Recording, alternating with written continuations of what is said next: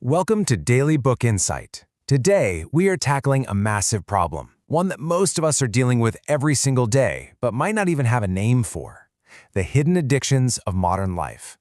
We're going to explore how to fight back and win, using a really powerful idea called the Dopamine Detox, all based on the amazing book by Thibaut Meurisse. So let me tell you a quick story. Something that happened to me just the other day. I was at the gym, right? And it's maybe a 2 or 3 minute walk from my car to the gym floor. In that tiny little window of time, what do you think I did? Yep, pulled out my phone, started scrolling reels. And it doesn't stop there. In between sets, that 60 seconds of rest, the phone comes right back out. I've literally seen trainers have to take phones away from their clients just so they can focus. And that's when it hit me. Man, this isn't just a habit. I'm actually addicted. And I have a feeling this sounds familiar to you too. I mean, look at this list. Does any of it ring a bell? Our attention spans feel like they've just vanished. We can't even get through a TV show without picking up our phones. Our real-life connections feel, well, a little weaker because we're always distracted. We're tossing and turning at night. We're constantly craving junk food. And you know that feeling of getting hangry? Super irritable if you don't get food right away? Yeah, that's on the list too. Now, you might look at all those things and think they're separate problems, but there is one common thread, one powerful chemical in your brain pulling the strings behind the scenes: dopamine. To really fix this, we need a plan, a roadmap. So here's what we're going to cover. First, we'll expose our invisible addiction. Then, we'll dive into the science of wanting. We'll introduce a fantastic analogy called the overfed donkey. Then we get to the practical stuff, the Dopamine Detox Challenge. And finally, we'll talk about reclaiming your mind. Okay, let's jump right in with our invisible addiction. Now, when you hear the word dopamine, you probably think pleasure, right? The feel-good hormone. But that's one of the biggest misconceptions out there. Its real job is so much deeper and way more important for us to understand.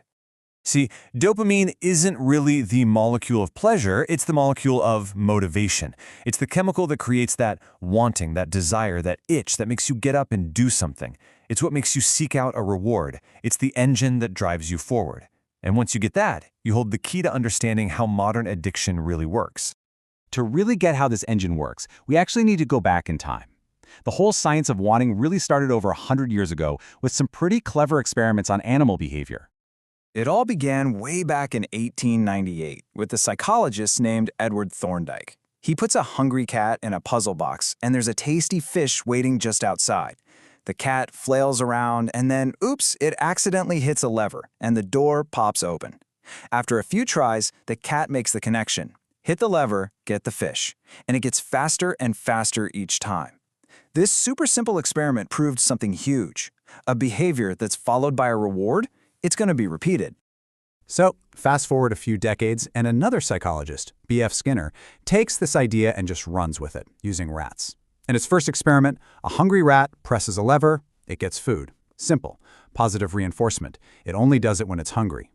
In the second one, a rat learns to press a lever to stop a little electric shock. That's negative reinforcement. It acts to avoid something bad. But it was the third experiment that changed absolutely everything. This is where it gets really interesting. In that third experiment, the rat would press the lever, but the food reward was totally random. Sometimes it got a little bit, sometimes a lot, and sometimes nothing. And you know what happened? The rat became obsessed. It just kept pressing that lever over and over, not because it was hungry, but for the thrill of that unpredictable reward. This, my friends, is the variable reward system, and it is the engine that runs modern digital addiction. Every single time you scroll your social media feed, you are pulling that lever. You have no idea what's coming next. A funny video, a boring ad. It's that randomness that has us completely hooked. So we're basically all like those little rats, just pulling a digital lever for our next random reward. And this brings us to an incredible metaphor from the book that explains perfectly why we feel so lazy and unmotivated to do the stuff that actually matters. It's called the overfed donkey. I want you to imagine that your mind and your body are like a rider on a donkey. Your mind is the rider. It has the goals, it knows the destination, and your body is the donkey. It's the thing that actually has to be motivated to get moving. Now, how does the rider usually motivate the donkey? With a carrot on a stick, right? A small, healthy, low dopamine reward. This carrot represents the good stuff. Reading a book, going for a run, meditating. It takes some effort, but it moves you in the right direction. But here's the problem. Today, our donkey isn't just being offered a carrot. It's being offered an all-you-can-eat, 24/7 buffet of high-dopamine junk food. We're talking endless social media, addictive video games, sugary snacks, entire seasons of shows just waiting to be binged. And that brings us to the core problem. Why on earth would a donkey that is constantly being stuffed with a delicious feast ever want to work for a boring old carrot? It won't. It gets fat, lazy, and totally unmotivated. Our brains are so overstimulated by this feast of easy dopamine that we lose our appetite for the healthy rewards that actually require some work. So, how do we fix it? How do we make the donkey hungry for the carrot again? We have to starve it. And that is the whole idea behind the dopamine detox. The whole solution is to basically fast from all these super stimulating activities. For a set amount of time, say 24 hours, you intentionally cut out everything on this list. No screens, no junk food, no music, none of those easy dopamine hits you're used to.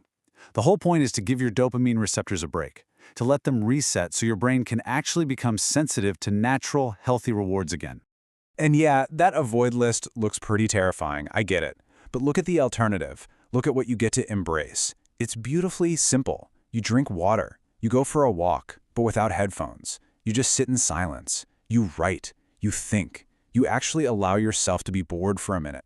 You're starving the donkey of junk, so it finally gets an appetite for real food again.